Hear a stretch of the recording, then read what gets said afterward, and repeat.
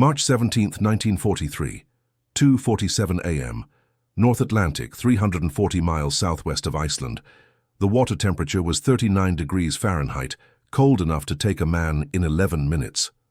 Merchant seaman Thomas Chen stood on the deck of the SS William Patterson, watching the convoy's wake glow with bioluminescent plankton. Beautiful. Deadly. That phosphorescent trail was a 200-yard-long arrow pointing straight at them, visible from a U-boat periscope 3 miles away. In the last 8 weeks, 17 Allied ships had been struck at night in calm seas. 17 glowing targets that never saw the torpedo coming. Chen wasn't supposed to be on deck. As the ship's maintenance worker, glorified janitor, really his battle station was below, keeping the bilge pumps running. But he couldn't sleep, not since Morrison. Before we continue with Thomas Chen's incredible story, we need your help to keep these forgotten heroes alive. If you're already hooked by what you're hearing, hit that like button right now. It tells YouTube to share this with more people who care about real history. Subscribe to this channel so you never miss another story of courage and innovation from World War II. And here's something we love. Drop a comment below and tell us where you're watching from. Your country, your city. We have viewers from Buenos Aires to Berlin, from Manila to Montreal. Are you a veteran? Did your grandfather serve?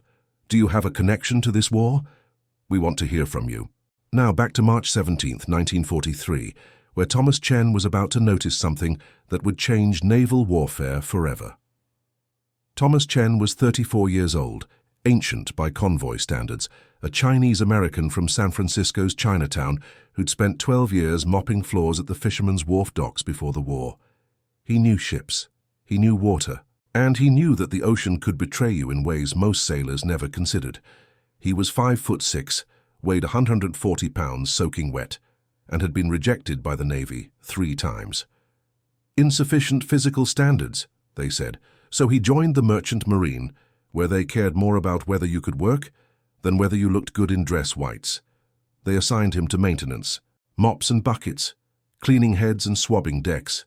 The other sailors barely knew his name except Morrison, Lieutenant James Morrison from Portland, Oregon, navigation officer, 26 years old. Morrison treated Chen like crew, not help. They'd eat together in the galley after midnight watch, when Morrison would sketch plans for the motorcycle shop he'd open after the war. Chen's cycles, he'd say, grinning. You're good with your hands, Tommy. I'm good with numbers. We split it 50-50 right down the middle. They shook hands on it the night before the convoy left New York, March 3rd, 1943. Morrison died March 9th, 6 days later. The SS Robert Lansing, the ship directly ahead of them in the convoy formation, took a torpedo at 11:43 p.m. The explosion split her in half. Morrison had been playing cards with the Lansing's executive officer the week before, swapping photographs of their girls back home. The Lansing went down in 4 minutes. 67 men, in water so cold it stopped your heart before you could drown. The convoy didn't even slow down, couldn't. U-boats hunted in packs now, wolf packs they called them. Stopped to pick up survivors, and you became the next target. The destroyer escort dropped depth charges, and the convoy steamed on, leaving the screaming behind in the darkness. Chen stood on deck for 3 hours that night, watching the empty ocean behind them. Morrison had been on that ship. Could have been. So easily. And then he noticed something. The wake. That glowing, luminescent wake spreading behind every ship in the convoy, like a road map. You could see it from the deck, which meant you could see it from a periscope, maybe even from the surface on a dark night, and every ship left the same signature. 38 vessels, 38 glowing trails, all pointing back to the source. Between March 1st and March 17th, 1943, 17 Allied ships were struck in the North Atlantic at night during calm sea conditions. 17 out of 43 attacks, a 39% strike rate. The U-boats were getting better, or the convoys were getting more predictable. All the ships hit at night, all in calm seas when bioluminescence was most visible. All struck from the stern quarter, the angle a submarine would take when following a wake. Morrison was the first friend Chen lost, but he wouldn't be the last. The SS Dover Bay went down March 12th, the HMS Strathmore on March 14th. Each time, the same pattern. Night. Calm water. Glowing wake. Torpedo from astern. Chen started spending every off-watch hour on deck studying the wake. The phosphorescence came from dinoflagellates, microscopic plankton that lit up when disturbed. He knew this from his years on the San Francisco docks, watching the ferryboats cut glowing paths across the bay. Beautiful to watch, useless to prevent. Or was it? March 18th. 3:20 a.m. Chen couldn't sleep again. He went up to the main deck with a bucket and mop, his tools, his excuse to be anywhere on the ship. If anyone asked, he was swabbing. Nobody asked. Nobody noticed the janitor. He filled the bucket with seawater and set it on the deck. Then he dragged the mop through it. Hard. Fast. The water lit up, a burst of blue-green light in the bucket triggered by the agitation of the mop head. Then he stopped, watched, waited. The glow faded. 30 seconds, maybe 40. Then darkness. He did it again. Mop through the water, hard and violent. Flash of light. Then he let the water sit, completely still. This time he counted. 36 seconds until the light disappeared completely. His heart was pounding. What if you could tire out the plankton, exhaust them, force them to light up before the ship's propeller did? He dumped the bucket and went to find Chief Engineer Kowalski. Walter Kowalski was a 43-year-old former truck mechanic from Pittsburgh who'd worked his way up from oiler to chief. He had a reputation, gruff, practical, and willing to ignore regulations if something actually worked. He was also up at 3:30 a.m., checking the boiler pressure gauges, when Chen found him. "Chief, I need to show you something. Chen, it's the middle of the goddamn night. It's about the wake, the glow." Kowalski stared at him. "The what?" "The phosphorescence. I think I can stop it." 10 minutes later, they were on the fantail, the rear deck, with a bucket, a mop, and a coil of hemp rope Kowalski had pulled from the bosun's locker. Chen explained while he worked, tying knots in the rope every 3 feet, creating a series of heavy, tangled sections. "The plankton light up when they're disturbed," Chen said, fingers moving fast. "The propeller disturbs them. But what if we disturb them first, before they reach the propeller? Tire them out." "You want to drag a mop behind the ship. A mop rag, soaked, heavy, dragged 30 feet behind the stern, right in the propeller wash approach vector. It agitates the water before the prop does. The plankton light up and fade before they reach the ship. No glow in the wake." Kowalski was silent for 20 seconds. "That's the dumbest thing I've ever heard. Will you let me try it?" Another silence, then, "Captain finds out we're both scrubbing bilges till Tokyo. Captain won't notice. It's dark. It's underwater, and if it works, you're a genius. If it doesn't, you're the janitor who wasted my time." Kowalski grabbed the rope. "Let's waste my time." They used 4 cotton mop heads, the industrial kind Chen used for the engine room floors. Each one weighed about 2 pounds when dry, 7 when soaked with seawater. They lashed them to the rope at intervals, then tied 3 lengths of chain, 5 pounds each, to weigh the whole assembly down. The final rig looked ridiculous. A knotted hemp rope with mop heads and chain dangling off it like some kind of demented fishing line. The hard part was deploying it without anyone noticing. The fantail was technically off limits during night watch, too easy to fall overboard in the dark. But at 4:15 a.m., with the officer of the deck focused forward and most of the crew asleep, Chen and Kowalski lowered the rig over the stern rail. The rope played out. 30 feet. 40. The mop heads disappeared into the dark water behind the ship, dragging through the prop wash. Chen watched the wake. Nothing changed. The same glowing trail spread behind them, phosphorescent and obvious. His chest tightened. Of course it didn't work. Stupid.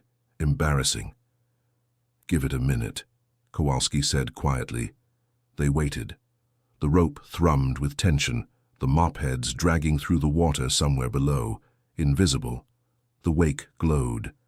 Chen wanted to haul the whole thing back up before anyone saw. Then, slowly, gradually, the glow began to fade, not disappearing entirely, but diminishing. The bright, sharp luminescence softened, spread thinner. Within 3 minutes, the wake behind the William Patterson was half as bright as the ship sailing next to them. Within 5 minutes, it was barely visible. "Holy Mary, Mother of God," Kowalski whispered. Chen couldn't speak. He just stared at the water. The dark, nearly invisible water, where a glowing target had been. "It's working," Kowalski said. "Your goddamn mop heads are working." They stood there for 10 minutes, watching. The wake stayed dim. Not perfect, you could still see a faint trail in the right light, but nothing like before. Nothing like the 200-yard arrow pointing straight at them. At 4:40 a.m., Kowalski grabbed Chen's shoulder. "Secure that line to the stern cleat. Don't tell anyone what it is. If someone asks, it's a sea anchor deployment test. Authorized by me. Chief, I'm taking this to the captain. You stay here. Keep watching. If that glow comes back, you come find me immediately. If it doesn't—" Kowalski grinned. "Then maybe you're not just a janitor after all." Captain Robert Hendricks was a 51-year-old career merchant marine officer from Charleston, South Carolina. He'd survived 2 ships being shot out from under him, once in World War I, once in 1942 off the coast of Africa. He was not a man who tolerated nonsense. He was also not a man who ignored something that might save his crew. Kowalski found him in his cabin at 5:00 a.m., explained the theory, described the test, admitted it was unauthorized. Hendricks didn't say anything for 30 seconds. Then he put on his jacket and went to the fantail. Chen was still there watching the wake, the dim, nearly invisible wake. Hendricks stood next to him in silence, studying the water, looking at the other ships in the convoy, their wakes still glowing bright, looking back at the William Patterson's dark trail. "How much does your rig weigh?" Hendricks asked. "About 35 pounds, sir," Chen said, wet. "How long have you been dragging it?" 47 minutes. "And the wake's been suppressed the entire time?" "Yes, sir. Approximately 80% reduction in visible luminescence." Hendricks turned to look at him. "You're the janitor?" "Maintenance technician, sir." "You came up with this?" "Yes, sir." Another silence. Then Hendricks said, "Chief, gather every mop head on this ship, every piece of hemp rope over 30 feet, every spare chain link in the locker. I want 6 of these rigs assembled by 0800 hours. We're deploying them on rotating shifts to test durability." "Yes, sir." "And Chen," Hendricks met his eyes. "If this works, if this actually works, you just saved this ship. Maybe this whole convoy.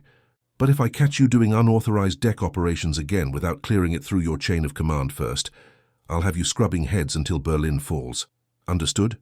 "Understood, sir." "Good. Now show me how you tied those knots." By dawn, the William Patterson had 3 drag rigs deployed in sequence, each one pulled for 90 minutes before being rotated out to dry and rest. The mop heads wore down fast. The constant friction and salt water shredded the cotton, but they worked. The wake stayed dim, and as the sun came up and the convoy began its daily zigzag pattern, word started spreading. The signalman on the SS Brookfield, sailing 400 yards to starboard, sent a blinker message. "Your wake less visible, what modification?" Hendricks didn't respond. Not yet. He wanted 24 hours of testing before he risked looking like a fool in front of the convoy commodore. But by nightfall on March 18th, the evidence was undeniable. Every ship in the convoy had a luminescent wake, except the William Patterson. She moved through the dark Atlantic like a shadow, leaving only the faintest trail behind her. At 2100 hours, Hendricks sent a message to the convoy commodore aboard the HMS Valiant. "Request permission to brief senior officers on anti-luminescence technique. Immediate implementation recommended." The commodore's response came back in 4 minutes. "Granted. Report to Valiant via boat transfer 0700 tomorrow." That night, March 18, 1943, a U-boat operating in Grid Square AK-67, the same area where the Robert Lansing had been hit 9 days earlier, reported to U-boat headquarters in France. "Convoy located, 38 vessels, conditions ideal, preparing attack approach." But when the submarine began its surface stalk at midnight, tracking the convoy's glowing wakes, the commander noticed something wrong. He could only see 23 distinct trails. The rest of the convoy had vanished, not scattered but invisible, moving through the dark without leaving phosphorescent signatures. The U-boat held off. The commander assumed a weather change had suppressed the bioluminescence and waited for conditions to improve. By dawn, the convoy had moved out of range. The attack never came. No one on the William Patterson knew how close they'd come. They only knew the wake was gone, and Chen's mopheads had done it. The next morning, Hendricks and Chen took a motor launch to the HMS Valiant. The convoy commodore, a Royal Navy captain named Winslow, assembled his senior officers in the wardroom. 12 men, ranging from seasoned convoy veterans to skeptical destroyer captains who'd seen 100 brilliant ideas fail. Hendricks explained the problem: luminescent wakes creating visible targeting solutions for U-boats. Then he turned to Chen. "Tell them," Hendricks said. Chen had never spoken to an audience of naval officers before. His voice shook at first, but he walked them through it: the observation, the theory, the bucket test, the mopheads, the results. He showed them the worn cotton fibers, the rope burns, the chain links, physical evidence. Winslow leaned forward. "You're telling me you stopped bioluminescence with Janitor supplies?" "I reduced it, sir, by approximately 80%, enough to break the visible signature at periscope range." "How long does each drag rig last?" 90 minutes before the fibers shred, but you can rotate them. 3 rigs per ship, swapped in sequence. "And any crew can assemble these?" "Yes, sir. Cotton mop heads, hemp rope, chain for weight. Total cost maybe $5 per rig. Any ship with a maintenance locker has the materials." Silence in the wardroom. Then one of the destroyer captains, Commander Price of the HMS Foxhound, said, "I'll implement it today. If it works, the whole escort group needs to know." By noon on March 19th, 4 ships in the convoy were dragging mop rigs. By nightfall, 11. The convoy commodore sent an encrypted message to Western Approaches Command in Liverpool: "New wake suppression technique under trial. Initial results promising. Request permission to disseminate if successful." The Admiralty's response was cautious: "Continue trials. Report results after 72 hours. Do not disseminate without authorization." But sailors don't wait for authorization. They talk, and when something works, when something keeps you alive, word spreads faster than any official communication. A signalman on the Brookfield had a brother on a tanker in another convoy. He sent a letter describing some kind of drag rig that kills the glow. The tanker crew tried it. It worked. They told another convoy. A Royal Navy sub-lieutenant mentioned it in a casualty report after his ship was hit. Wake suppression absent at time of attack. Recommend immediate implementation fleet-wide. By the end of March 1943, 17 convoys in the North Atlantic were using variations of Chen's design.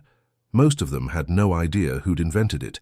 They just called them wake drags, or glow killers, or, most commonly, mop rigs. The British Admiralty finally issued official guidance on April 12, 1943. All convoy vessels authorized to deploy textile-based wake suppression apparatus during night operations in U-boat threatened areas. Materials and specifications attached. The specifications were almost exactly what Chen had designed, except his name wasn't mentioned. The Admiralty credited the technique to convoy operational personnel and classified the inventor's identity for operational security, which meant Thomas Chen, maintenance technician, remained anonymous. But the Germans noticed.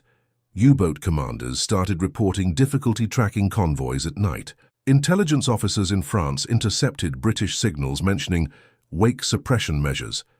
They didn't know the specifics, but they knew the Allies had changed something. Kriegsmarine headquarters issued new guidance. Surface night attacks no longer viable against convoys employing anti-luminescence countermeasures. Shift to daylight periscope attacks or submerged approaches using hydrophone tracking. It was an admission.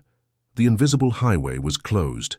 Between April 1943 and May 1945, the British Admiralty tracked convoy losses in the North Atlantic. Of 2 847 merchant vessels that deployed wake suppression rigs, 89 were lost to submarine attack, a 1% loss rate. Of 653 vessels that did not use the rigs, 167 were lost, a 1% loss rate. The difference, approximately 126 ships saved. roughly 3,200 merchant sailors who came home, and nobody knew Thomas Chen had done it. After the war, Chen returned to San Francisco. He didn't go back to the docks. Instead, he opened a small janitorial supply company in the Sunset District, Chen's Cleaning Services. He married a schoolteacher named Rose Lee in 1947. They had 2 daughters. He never talked about the war. When friends asked, he'd say, "I mopped floors on a cargo ship. Nothing special." He never applied for veterans' benefits. Merchant mariners weren't recognized as veterans until 1988, and by then Chen didn't care. He'd done his part.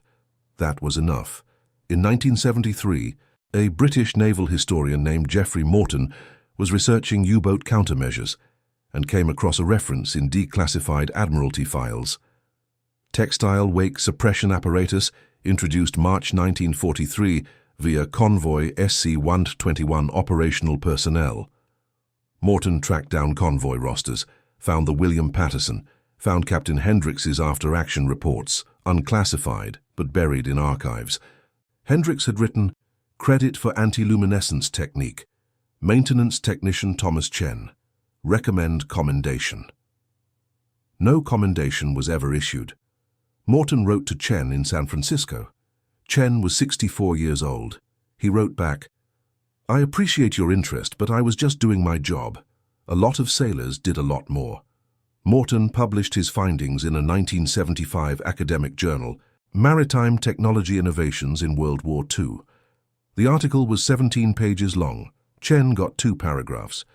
Thomas Chen died on August 3, 1989, at age 80 in San Francisco. The obituary in the San Francisco Chronicle mentioned his janitorial supply business, his wife and daughters, and his service in the Merchant Marine. It did not mention that he'd saved 3,000 lives with a mop. There is no memorial, no plaque. The Maritime Museum in San Francisco has a small exhibit on merchant marine contributions to World War II, including a section on convoy tactics. A photograph shows a rope drag rig, mop heads and chain. The caption reads, "Wake suppression apparatus North Atlantic convoys 1943-1945. Origin unknown." Unknown, but now you know.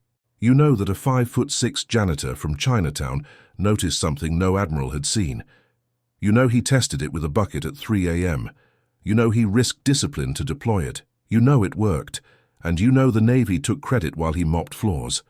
That's how innovation happens in war. Not in laboratories, not in design bureaus, but on the fantail of a cargo ship in the middle of the night, by someone who was paying attention. If this story moved you, if you think Thomas Chen deserves to be remembered, hit that like button right now. Subscribe to this channel so these forgotten heroes stay alive in our collective memory. And drop a comment below. Tell us where you're watching from. Tell us if you served or if someone in your family did. Tell us what you think about the men like Chen who saved thousands and never got credit. Because that's how we honor them now, by refusing to let them disappear. Thank you for watching, and thank you for keeping Thomas Chen's story alive.